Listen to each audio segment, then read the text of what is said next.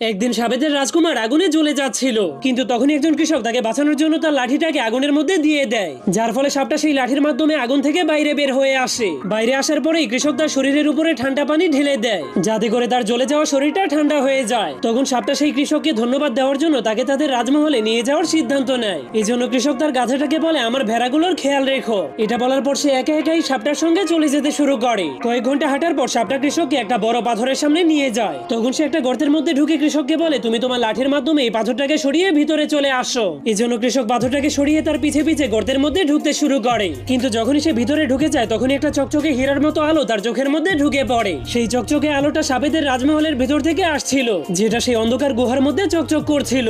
এমনকি তাদের রাজমহলের দেয়ালগুলো সোনা এবং রূপার গহনা দিয়ে সাজানো ছিল। তখনই সিংহাসনে বসে থাকা সাবেদের রাজা একটা মানুষকে তাদের রাজমহলে দেখে অনেক রেগে যায়। এরপর তার লেজটাকে অনেক জোরে বাড়ি মেরে দেয়, যার কারণে পুরো রাজমহলটা কেঁপে ওঠে। এই জন্য